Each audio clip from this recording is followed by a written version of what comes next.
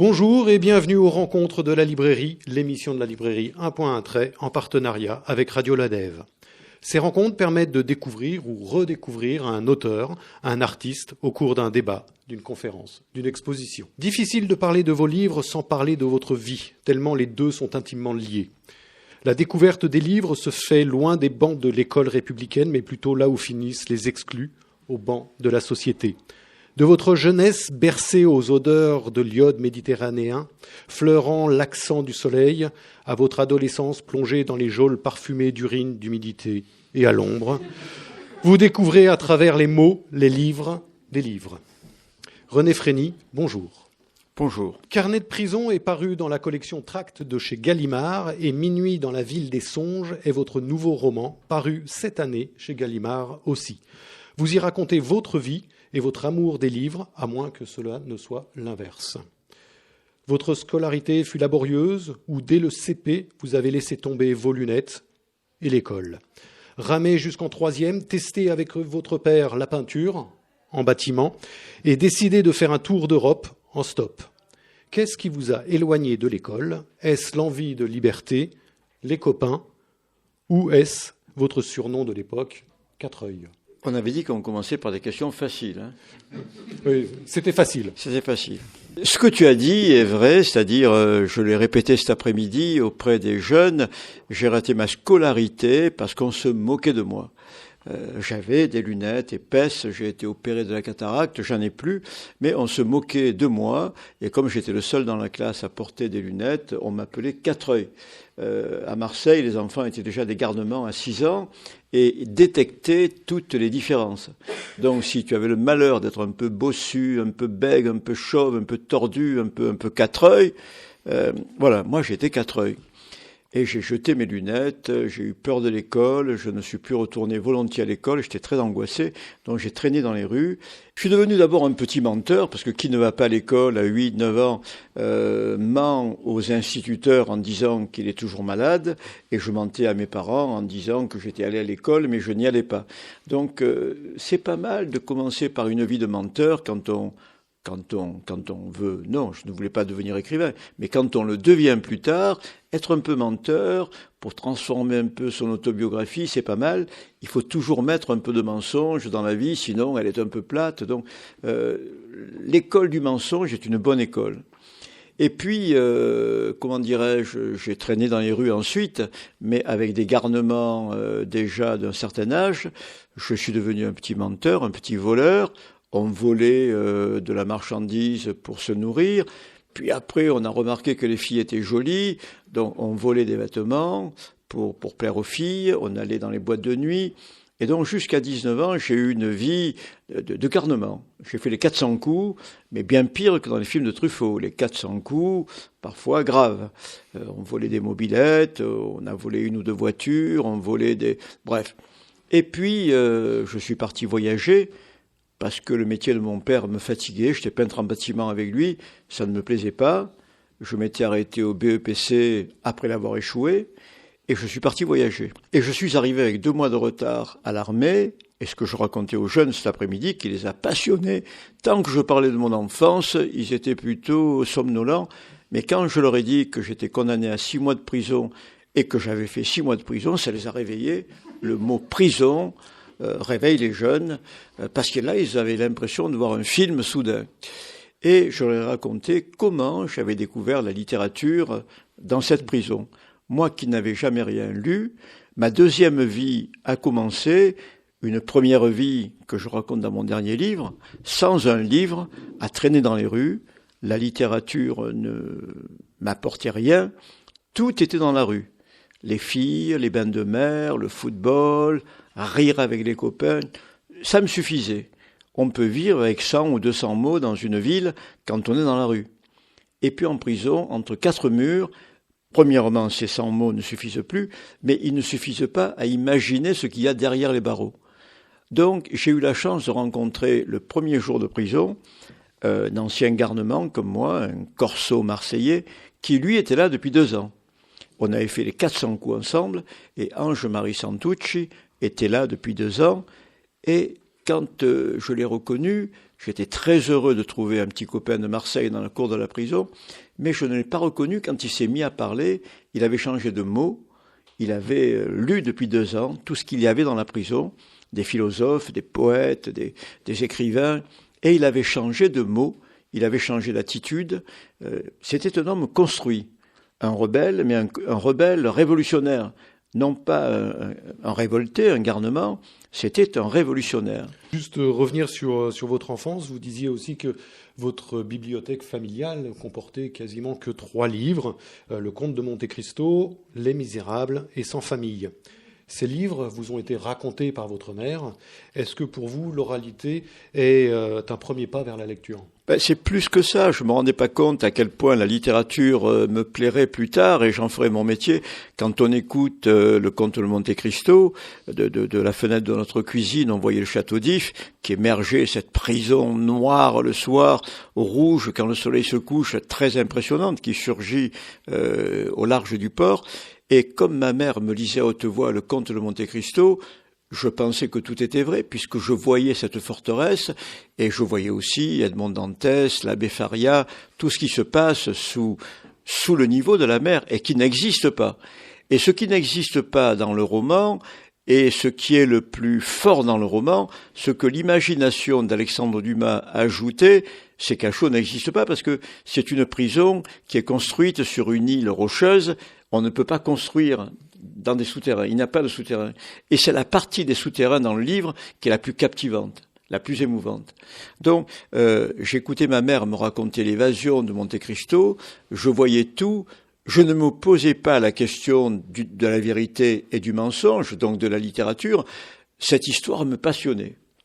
Et je suivais donc la vengeance de Monte Cristo, la vengeance, j'espérais qu'il les tuerait tous, tellement je trouvais ce personnage sympathique, chaleureux, et j'étais avec lui dans sa vengeance. Donc c'est un roman sur la prison et sur la vengeance, c'est ce qui captive un enfant de mon âge, et la voix de ma mère qui résonnait en moi, parce que j'étais tout petit, j'avais 7-8 ans, elle me mettait sur ses genoux, et quand on est contre la poitrine d'une maman, ces mots résonnaient de telle manière que la littérature est rentrée en moi non seulement par les oreilles, mais par la peau, par la chair, par les vibrations. Et plus tard, quand je me suis mis à lire tout seul, pour la première fois de ma vie dans cette prison militaire, eh bien, j'ai l'impression que je sentais les vibrations de ma mère, la chaleur de ma mère, la peau de presque le parfum et l'odeur de ma mère quand elle me lisait. Donc, elle a ajouté quelque chose d'affectif que je n'aurais pas découvert si j'avais lu tout seul plus tôt. Donc elle m'a lu comme ça Les Misérables, Le Comte de Monte Cristo, puis Sans famille, là aussi je pleurais. Ces 3 romans qui m'ont fait pleurer, qui m'ont fait découvrir l'injustice, qui m'ont fait découvrir la tendresse, l'amour immense de cette maman, Fantine, et de Cosette.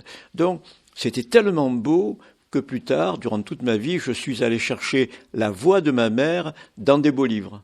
Et j'avais l'impression, quand je lisais de beaux livres, d'entendre cette voix. Les lunettes, c'est un objet aussi important dans vos récits, puisque vous l'évoquiez dès le départ, puisque ça a été au CP, vous lâchez vos lunettes comme vous lâchez l'école, mais vous le réévoquez, alors ça, de manière complètement opposée, face au colonel que vous rencontrez à un moment donné, parce que vous avez, il me semble, les cheveux un peu trop longs.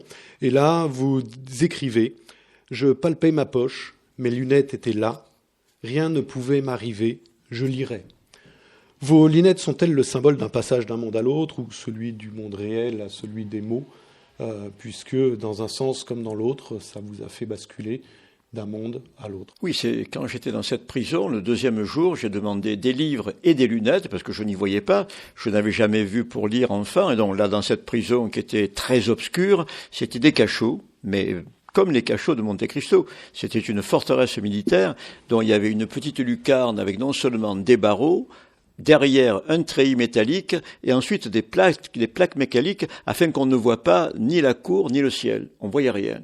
Donc c'était très obscur, il me fallait des lunettes et j'ai remarqué qu'il y avait un petit trou dans une plaque métallique et le soleil par ce petit trou, éclairer toute la cellule. C'est-à-dire que le soleil tournant, cette petite lentille de lumière tournait dans ma cellule, et moi, avec mon livre debout, je suivais cette lentille de lumière. Donc je lisais dans des conditions incroyables. Mais cette petite lentille d'or qui tombait sur mon livre, c'était la liberté, c'était l'extérieur. Et c'était comme un projecteur mis sur l'extérieur. Parce que quand tu lis un livre, tu traverses des forêts, tu traverses des rivières, tu chemines dans des montagnes, tu vois de jolies filles dans les villes, tu rentres dans la mer, tu vois des voiliers. Tout ce que tu lis, tu le vois. Et je suivais donc cette lentille d'or à travers ma cellule, et quand le soleil s'éteignait, c'est comme si la lumière s'éteignait. Je ne pouvais plus lire. Donc ces lunettes, pour moi, que je découvrais à l'âge de 19 ans, bien entendu, elles allaient être le symbole de ma liberté plus tard, parce que j'ai lu durant toute ma vie grâce à ces lunettes. Ce matin j'ai lu, hier j'ai lu, mais sans lunettes, je ne peux pas lire. Donc c'est ces lunettes qui ont gâché toute mon enfance, qui m'ont humilié d'abord, et c'est ces lunettes qui m'ont rendu cette liberté d'être devant vous ce soir, d'être un écrivain, quoi. D'ailleurs, dans Minuit dans la ville des songes, vous mêlez à votre roman les listes de titres, d'auteurs, de personnages. Au fil des pages, on imagine presque les similitudes entre Edmond Dantès et le personnage du roman d'Alexandre Dumas, et vous-même. Par le combat de l'injustice, même la découverte de la littérature en prison, comme l'abbé Faria d'ailleurs dans le livre, et votre compagnon de cellule, Ange-Marie. De la réalité à la fiction, du récit à la réalité, qu'est-ce qui inspire vos romans ? Ce qui inspire mes romans, c'est l'émotion, toutes les émotions. Sans émotion, il n'y a pas de lecture, il n'y a pas de création artistique. Devant un tableau, on est ému ou on ressent peu de choses. Pour moi, c'est pas intellectuel, la création artistique, c'est avant tout de l'émotion. La phrase de Kafka, la littérature n'est pas faite pour plaire, c'est une hache destinée à briser la mer gelée qui est en nous. Cette mer gelée qui est en nous et que la littérature va briser. S'il y a de l'émotion. Mais moi, devant un tableau, dans un musée, dans une galerie, ou quand j'écoute une musique, c'est pas mon cerveau rationnel qui réagit. Ce sont mes émotions. Je suis très émotif. Sans doute, j'ai été un enfant très sensible qui pleurait facilement quand j'écoutais ma mère ou quand j'allais voir un film de Charlot ou quand on me racontait une injustice. Et si je me suis retrouvé d'ailleurs dans une prison à 19 ans, c'est pas tout à fait un hasard, c'est parce que ma mère m'a raconté quand j'avais 8 ans que mon père avait fait 1 an de prison.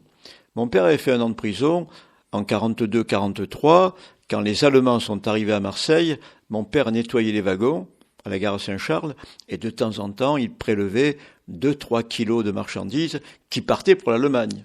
C'était nos ennemis, et donc mon père, il prélevait quelques kilos de marchandises dans ces trains qui partaient pour l'Allemagne. Il a été arrêté un jour par 3 policiers français. Il avait son vélo, il n'a jamais eu une voiture, il avait son vélo avec 2 sacoches, et ces sacoches étaient pleines de marchandises. Et ces marchandises qu'il venait de voler dans un train, on a pensé qu'il faisait du marché noir. Et il a fait 1 an de prison, dans la prison qui a précédé les Baumettes, qui était la prison Chave, boulevard Chave. Donc quand j'ai appris à 8 ans que mon père était allé en prison parce qu'il avait volé 8 kilos de marchandises à des Allemands, et que c'était des flics français un peu collabos qu'il avait, eh bien, je pense que ça a attisé ma révolte lorsque j'écoutais Edmond Dantès, Jean Valjean, ces histoires de prisonniers. Et pour moi, cette injustice-là, celle de mon père, elle éclairait encore plus vivement ces personnages de livres. Et quand je suis arrivé dans cette prison militaire, je me suis assis sur mon lit dans ma cellule, et je me suis dit, enfin tu es chez toi. C'est-à-dire que longtemps ça avait mûri en moi, qu'est-ce que ton père a vécu ? Qu'est-ce que c'est que la prison ? 1 an de prison, pourquoi on l'a mis là ? Et finalement, c'est ce qu'on appelle un acte manqué. Je suis allé en prison parce que je croyais j'étais en retard. Non, j'étais en retard parce que j'ai fait en sorte de l'être. Parce que j'aurais pu arriver avec tout le monde à la caserne. Mais je pense que, inconsciemment, je me suis débrouillé pour être dans cette cellule. Et finalement, je n'ai pas vraiment souffert de cette incarcération parce qu'elle m'a permis de devenir écrivain. Elle m'a permis, comme Edmond Dantès avec l'abbé Faria, de découvrir la culture. Et d'ailleurs, en prison, vous y retournez souvent. pas forcément pour des actes mal intentionnés, mais aussi parce que vous animez des ateliers d'écriture. Et là, vous parliez d'émotion. Ça me rappelle l'exemple que vous donnez dans Carnet de prison, justement, avec l'histoire de Paolo, que je trouve assez touchante. Polo, dans mes ateliers d'écriture, donc depuis 30 ans, au Baumettes et ailleurs, parce que je vais dans pas mal de prisons, le ministère de la Culture m'envoie dans pas mal de prisons, celle de Salon de Provence, celle d'Aix, pendant 20 ans, celle des Baumettes. Et là, j'ai rencontré un jour, au 2e étage, dans la petite salle où je travaille, au-dessus de l'ancien quartier des condamnés à mort d'ailleurs, très impressionnant. Je me rends tous les lundis dans cette pièce. Et un jour, je vois arriver un jeune homme de 20 ans, un très beau garçon, avec des yeux verts, mais des yeux pleins de haine. Et il me dit, je viens pour le café, je ne sais pas lire, je ne sais pas écrire, ça ne m'intéresse pas, j'apprendrai jamais à lire. Mais il paraît que vous avez du café. C'est l'époque, il y a 20 ans, le café était interdit. Depuis 2-3 ans, il est toléré parce que le café est un excitant. Donc dans les prisons, le café, longtemps, a été interdit. C'était une espèce de ricoré légèrement caféiné, mais les surveillants parfois ferment les yeux sur l'herbe ou un peu de shit, parce que le soir ça apaise, on le sait que ça apaise, aussi bien le shit que l'herbe. Le café, si vous buvez 10-20 cafés dans la journée, et comme ils s'emmerdent énormément en prison, ils fument et ils boivent du café. Et le soir, si tu as bu 10 cafés, tu insultes les surveillants, tu casses ta porte, tu te bats dans ta cellule, tu ne dors pas. Donc le café était interdit, et moi j'apportais un peu de vrai café discrètement. On commençait l'atelier d'écriture par un café. Et Polo est venu parce qu'il avait entendu le mot café, boire son café. Et il revenait tous les lundis, boire son café, mais il écoutait un peu ce que les autres lisaient à haute voix, comme dans votre atelier d'écriture tout à l'heure, chacun lit à haute voix. Et il écoutait, mais il n'écrivait rien, il ne savait pas écrire. Et l'assistante sociale, Hélène, me raconte un jour, je suis content que Polo vienne dans ton atelier parce qu'il a eu une histoire tellement épouvantable. Et elle me raconte son histoire. Un matin, lorsqu'il a 2 ans, dans sa grande tour des quartiers nord, il braille. La maman coiffe la grande sœur. Comme il braille, la maman prépare un biberon. Et pendant ce temps, la sœur regarde en bas, bascule et s'écrase 10 ou 15 étages plus bas. La mère, déjà fragile psychologiquement, rend le bébé responsable de cette mort et se met à torturer Polo, le bébé de 2 ans. Elle le fait dormir sur le balcon, elle envoie à la maternelle ensuite sans manger, on trouve des traces de brûlures sur ses bras, torturé par sa propre maman, ce qu'il y a de pire. La maman qui est là pour donner confiance, pour aimer, pour ma mère par exemple, là c'est le contraire. C'est une véritable tortionnaire. Et on lui enlève ce bébé qui grandit et il devient ce qu'il doit devenir, bien sûr, d'une violence extraordinaire. Un braqueur, quelqu'un qui se bat avec tout le monde, quelqu'un qui est armé, quelqu'un de dangereux. Et donc il finit par prendre 20 ans de prison. Je l'ai dans cet état, moi, dans cet état de haine, de fureur, de haine des femmes aussi. Hein. Quand on a une maman comme ça, on hait les femmes. Et il continue à venir boire son café. Et un soir, je me trouve devant des gens comme vous, des lecteurs qui viennent dans une médiathèque à Marseille, et je raconte l'histoire de Polo. Et à la fin de la séance, une femme de 22, 23 ans vient me voir et me dit, même s'il ne sait pas lire, j'aimerais lui écrire. Ça m'a touché, cette histoire, ce pauvre garçon, j'aimerais lui écrire. Donc, je lui laisse l'adresse de Polo, 2e étage, bâtiment D, Baumettes. Et quand j'arrive, il avait reçu une carte postale de cette femme, que tout le monde lui avait lue, parce que lui ne savait pas la lire, tout le monde lui avait lu la carte postale. Et il me dit, mais pourquoi tu as donné mon nom? Qu'est-ce que c'est? Je lui ai dit, c'est la plus belle femme de Marseille, elle est lumineuse, elle est d'une beauté. Mais pour lui, ça ne voulait pas dire grand-chose, parce que pour lui, les femmes, jusque-là, à la rigueur, on les prend comme un fourgon blindé au passage, quoi, rapidement. Mais c'est tout, il n'y a pas de sentiment. Et là, il recevait chaque semaine une lettre de cette femme, et chaque fois, il me demandait, mais elle ressemble à quoi? Ses yeux de quelle couleur? Il a commencé à s'intéresser réellement au physique, et petit à petit, au bout de 6 mois, recevant chaque semaine des lettres, j'ai commencé à répondre avec lui, et puis j'ai vu qu'à un certain moment, il tombait amoureux pour la première fois de sa vie. Il détestait les femmes. Et pour la première fois, cette femme avec des mots maternels, des mots de sœur, des mots de femme, il tombait amoureux. Et donc, je lui ai dit, tu vas aller voir l'instituteur, tu vas apprendre à écrire, je te corrigerai les fautes. Et donc, il est allé voir l'instituteur, il était de plus en plus amoureux, ce sentiment, il le découvrait. Et puis, il s'est mis à écrire de plus en plus souvent. Il m'a dit un jour, elle veut venir au parloir, elle veut me rencontrer. Moi, je ne veux pas y aller parce que qu'est-ce qu'elle verra? Un mur. Je suis un mur. Je lui ai dit non, tu commences à écrire, tu as de très beaux yeux, vas-y. Il est allé au parloir, ils se sont vus pendant 1 an, comme ça, dans le parloir des Baumettes, et un jour, ils ont décidé de se marier, et donc ils sont mariés aux Baumettes. Et elle lui avait apporté non seulement des lettres, non seulement cette émotion, ce sentiment, mais elle lui a apporté la lecture aussi, parce que, comme moi, il a découvert à 20 ans la littérature en prison, et il a lu tout ce qu'on peut lire. Donc voilà l'exemple peut-être le plus réussi d'une métamorphose en prison, grâce aux mots d'une femme, d'une correspondance, grâce à cette tendresse par-dessus le double mur des Baumettes. Et ça, j'ai utilisé souvent cette correspondance avec l'extérieur, dans des soirées comme ce soir, quand je rencontre des femmes un peu divorcées, seules, ou je prends des adresses, je les apporte à des solitaires en prison qui n'ont pas de compagne, qui n'ont pas de relation, et des histoires d'amour naissent comme ça, qui deviennent très fortes, et parfois elles les attendent à l'extérieur. Et je pense que c'est la seule chance pour un homme qui a fait 15 ou 20 ans de prison, qu'une femme l'attende à l'extérieur. Il n'y a que ça qui peut les transformer. Parce que sinon, comme ils n'ont pas de travail en sortant, ils vont aller voir Tony, ils vont voir Joe, ils vont voir des gens qui sont déjà dans le grand banditisme, et qui sont les seuls à leur donner du travail.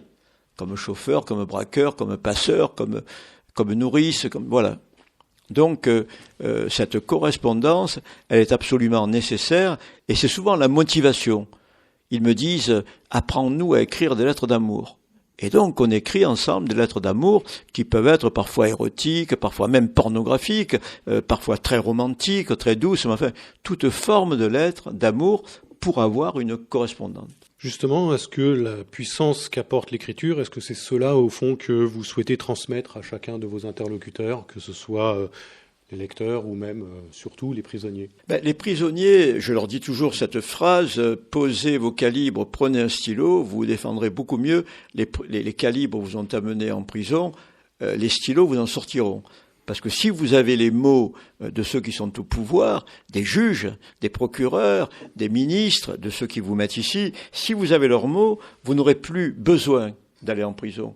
Parce que les mots, c'est le pouvoir.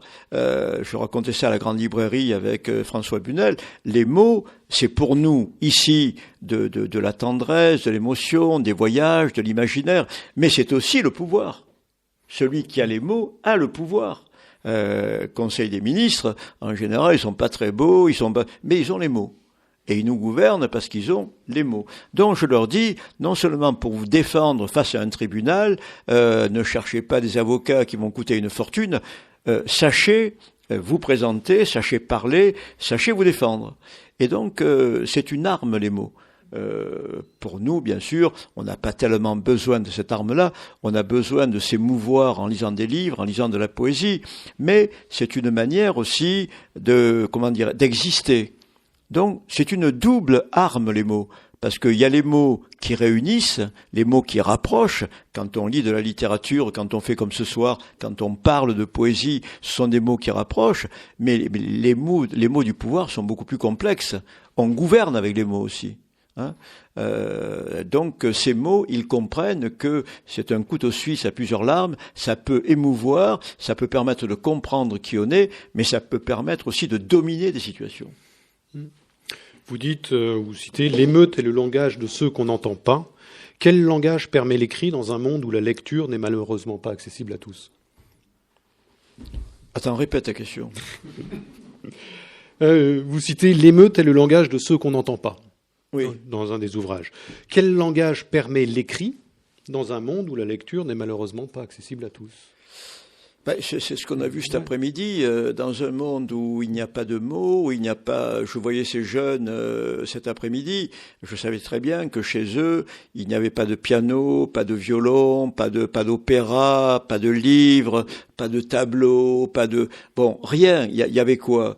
Il y avait des ordinateurs, des téléphones, et puis un besoin d'argent. Cet après-midi, les questions, l'argent affleurait partout, l'argent, parce que pour eux, s'en sortir, il n'y a qu'une solution. Trouver de l'argent par n'importe quel moyen. Donc, les mots, bien entendu, dans ce monde-là, c'est très, très compliqué pour eux de comprendre que les mots vont servir à quelque chose. Parce qu'ils sont dans un monde où il n'y a pas de mots.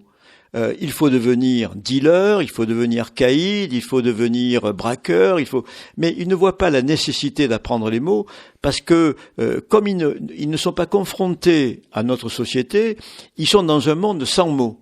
Les seuls mots qui comptent pour eux, c'est les mots justement du deal, de l'argent, de la drogue, comment faire passer et comment en dire le moins possible justement au téléphone, comment parler le moins possible pour ne pas être entendu. Faire en disparaissant justement au niveau du langage. Donc c'est très complexe de faire entendre à ces jeunes-là que les mots servent à quelque chose, parce que pour eux, dans la vie, les mots ne servent à rien. Ce qui sert, c'est d'être dégourdi, de faire des go fast à 200 à l'heure sur l'autoroute avec 800 kilos de cocaïne ou de shit, c'est de savoir manipuler une Kalachnikov, c'est d'avoir un charisme pour avoir une vraie bande autour de soi, voilà. Mais les mots n'ont pas leur place. Dans tous les quartiers nord, ces jeunes qui vont dans des écoles très difficiles, où les profs sont complètement dépassés. Moi, je vais chaque année dans ces lycées des quartiers nord, ces collèges des quartiers nord, mais les mots n'ont aucune signification pour eux. Aucune. C'est les actes.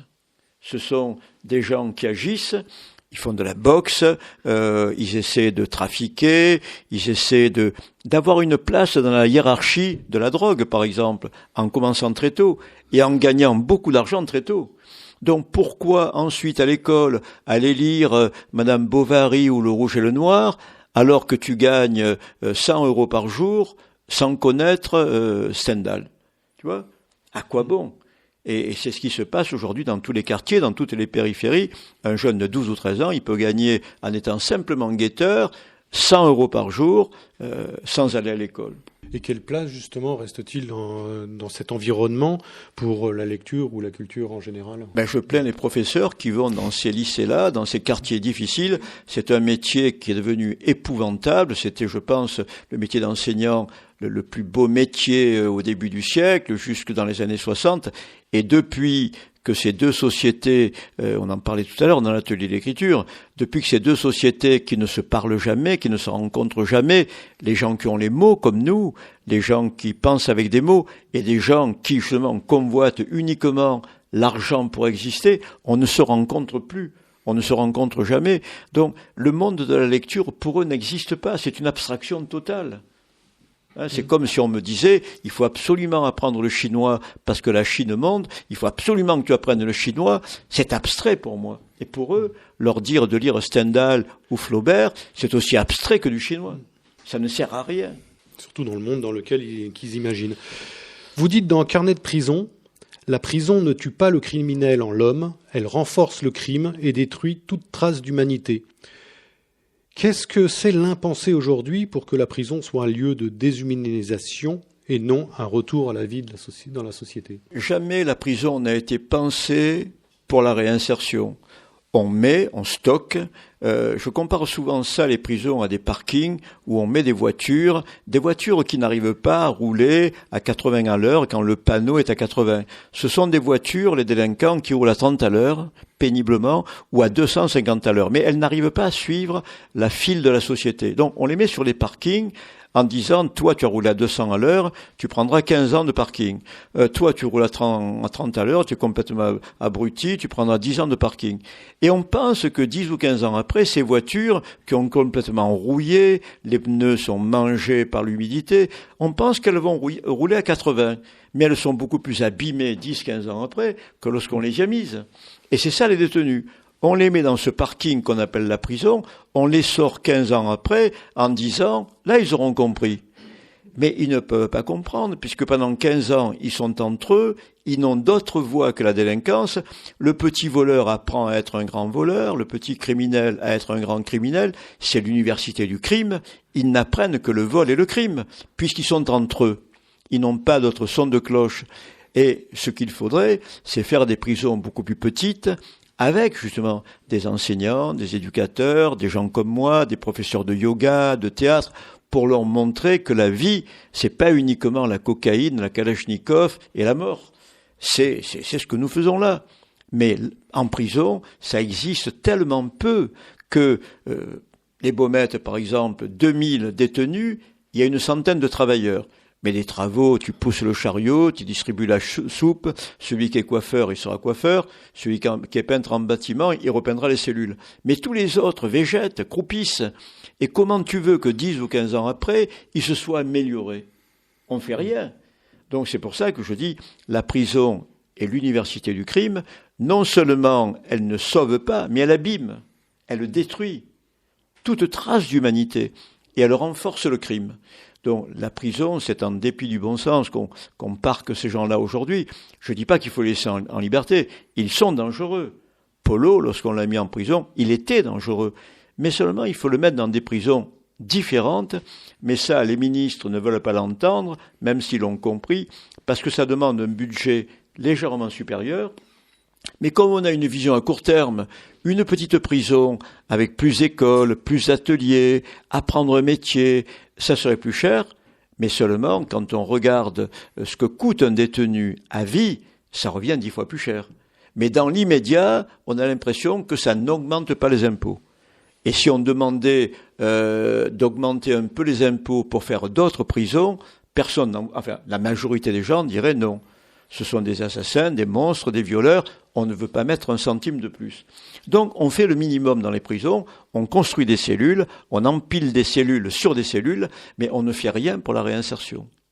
C'est pour ça qu'ils sortent pire qu'ils sont entrés. Alors pour une petite touche d'espoir, dans le roman que vous écrivez, Minuit dans la ville des songes, tout d'abord, vous allez répondre à la question pourquoi ce titre merveilleux? Minuit dans la ville des songes, parce que j'ai longtemps écrit pour moi, j'ai été refusé par tout Paris, j'ai écrit 4 ou 5 romans refusés par tous les éditeurs parisiens, commencé par Gallimard, Le Seuil, Grasset, Albin Michel et les autres. Une seule phrase, mes romans n'entraient pas dans leur ligne éditoriale. Bon. Et j'ai reçu ça, mais je continuais à écrire, je continuais par plaisir à me raconter des histoires, à faire de la poésie, à faire des romans, par plaisir, mais un peu blessé et humilié de recevoir ces dizaines de refus. Et donc j'écrivais sans peur, parce que j'écrivais pour personne. Tu commences à avoir peur lorsque tu écris pour 1000, pour 2000, pour... Maintenant, mes livres se vendent peut-être à 30 000 et là, tu prends peur parce que tu sais que tu as une responsabilité, que tu ne peux pas vendre un livre 18 ou 19 euros, un livre moyen, que tu as un peu bâclé, que tu as... tu sens que tu as une responsabilité face à tous ces lecteurs, à ces milliers de gens. Et donc, tu prends peur. Comme un acteur qui a commencé à jouer la comédie devant trois spectateurs, puis 10, et puis tout d'un coup, tu te retrouves à l'Olympia ou ailleurs et tu prends peur parce que quand tu en trouves le rideau, tu vois cette masse de gens qui t'attendent et tu te dis, mais je serai jamais à la hauteur. Et moi qui ai été refusé pendant 10 ans, j'ai toujours l'impression que je ne suis pas tout à fait à la hauteur parce qu'on m'a refusé pendant des années. J'ai toujours l'impression que je suis un peu un imposteur, que je suis arrivé par hasard, je ne sais pas quel hasard, à publier un premier livre, qu'on continue à me publier, mais je n'ai pas une énorme confiance en moi. Parce que je ne viens pas de ce milieu, je ne ferai jamais partie de ce sérail parisien, et je me dis, à quoi bon écrire un livre de plus après tous les chefs-d'œuvre qui m'entourent. Donc, oui, un peu un imposteur. En même temps, quand je reçois des centaines de messages, aussi bien sur mon téléphone, mon ordinateur ou des lettres écrites, je me dis quand même, c'est que mes romans ont un écho. Et malgré tout, je n'y crois pas. Il y a quand même presque une vingtaine maintenant. Oui, mais j'ai de plus en plus peur d'écrire, et donc Minuit dans la ville des songes parce que j'écris la nuit, dans mon lit, dans la nuit, j'écris sous mes paupières, quand je me réveille, parce que je sors de l'inconscient des rêves, et je suis dans le subconscient de l'écriture. Comme tu dis, dans le subconscient, tu lâches prise, tu flottes, et là tu trouves le mot juste, parce que tu ne vois pas ton cahier, tu ne vois pas ton stylo, tu ne vois pas de lecteur, tu continues comme si tu marchais sur un chemin, un mot suit l'autre, et tu écris dans ton subconscient, et quand tu te réveilles le matin, ta page d'écriture, elle est prête. Tu n'as plus qu'à la recopier sur ton cahier. Donc c'est mon subconscient qui écrit la nuit. Ce livre a été écrit la nuit, dans une chambre éteinte. Tu vois ? C'est cette chambre noire qu'on appelle l'imagination ou la mémoire qui a produit ces livres.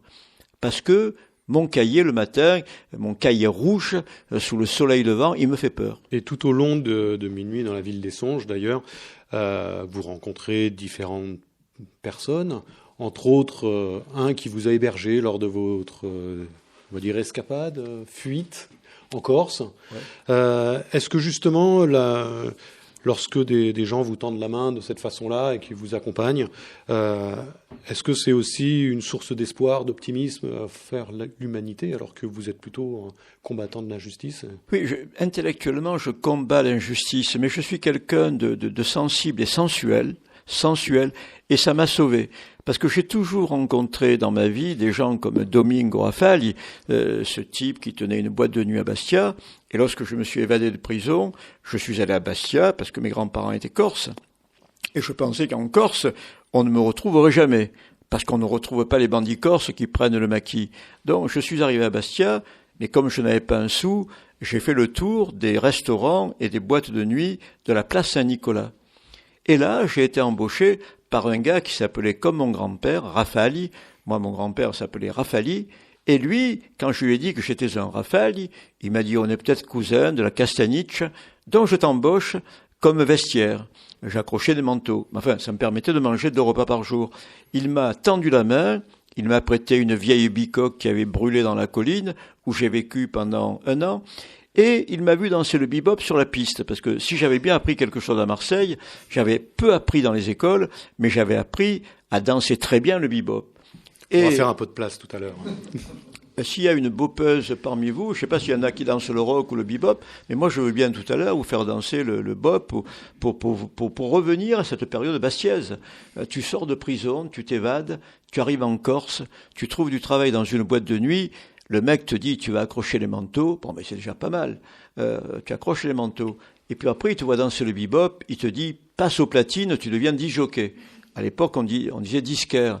Et donc, cette forme de sensualité m'a sauvé, parce que comme j'avais aimé danser avec les filles de Marseille, j'ai adoré danser avec les filles de Bastia, et ça a été une année lumineuse.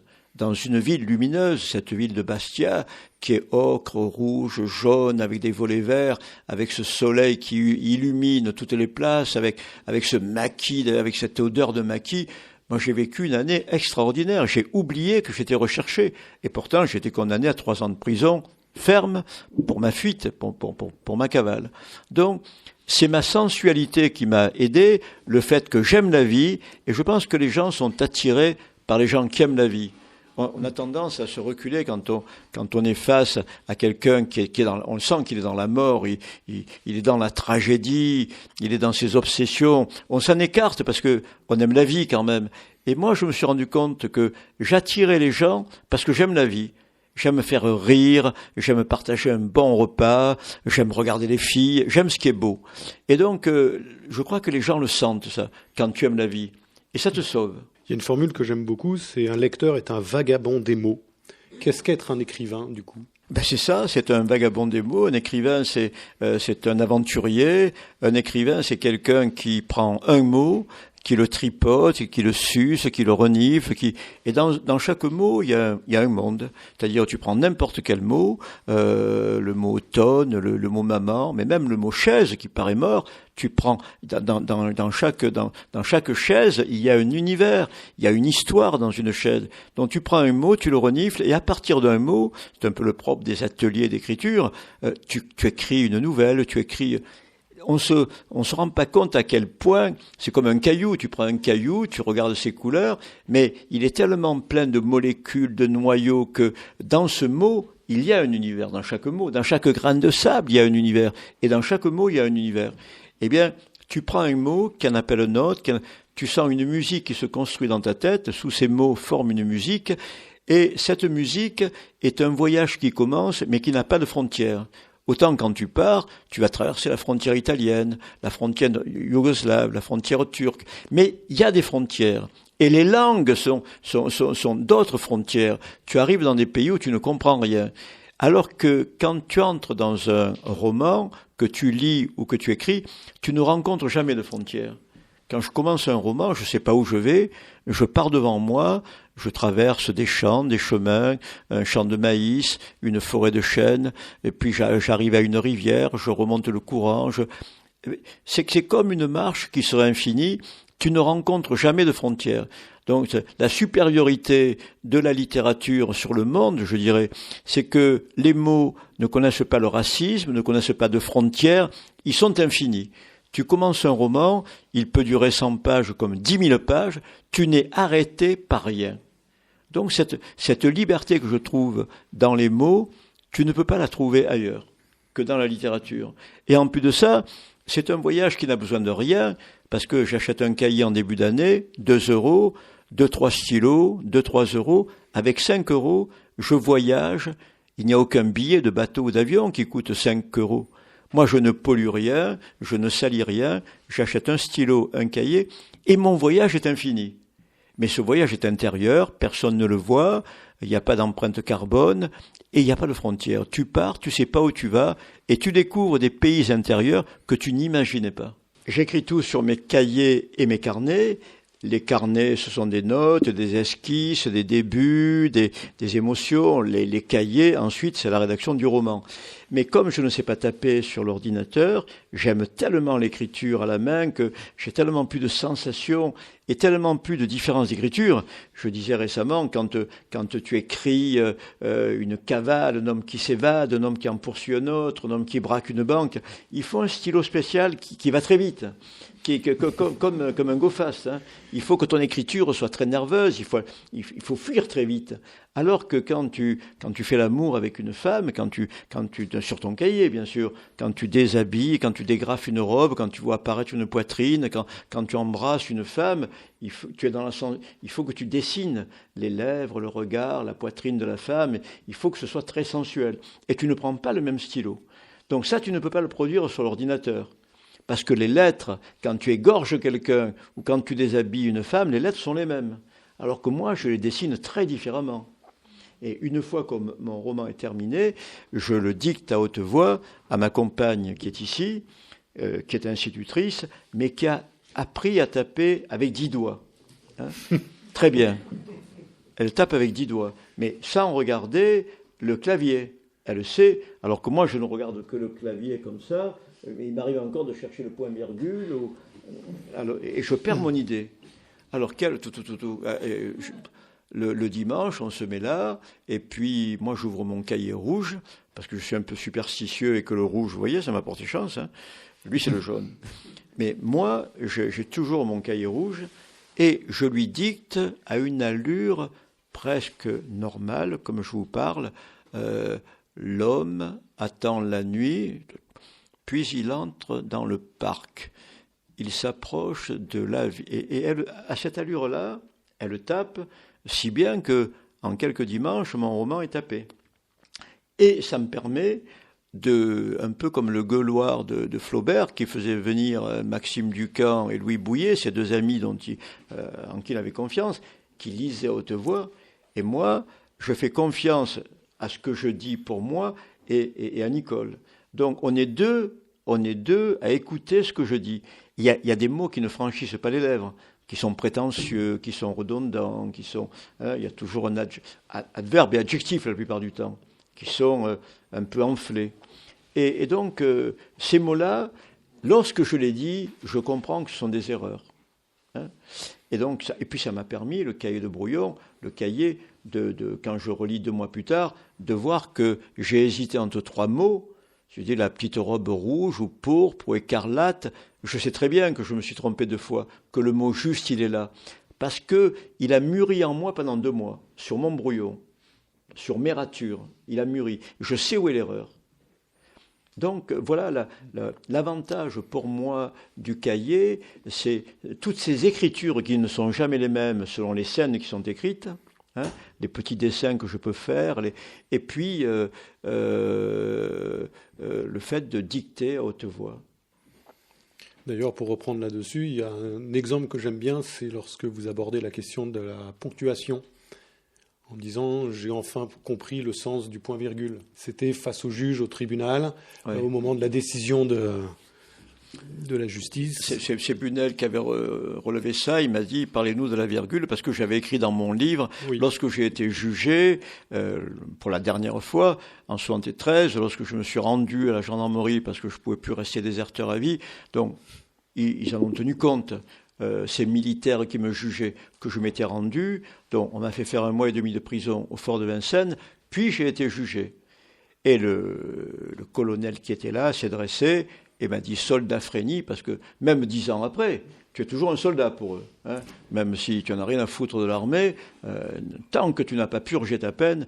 Et il m'a dit « soldat Frény, vous êtes condamné à 1 an de prison ». Et il y avait la virgule, avec sursis. Donc j'ai compris l'importance. La virgule a fait basculer 1 an de prison en 1 an avec sursis. C'est-à-dire que le soir, j'étais avec ma valise à la gare de Lyon et je repartais. Donc c'est toute l'importance d'une virgule. Vos romans nous font découvrir votre vie, aussi épique qu'une fiction, aussi réelle que l'imagination. Assoiffés de lecture, passionnés des mots, vous nous faites voyager dans vos colères, vous nous embarquez avec votre amour de la vie et de la liberté. René Frény, merci pour vos réponses. Merci.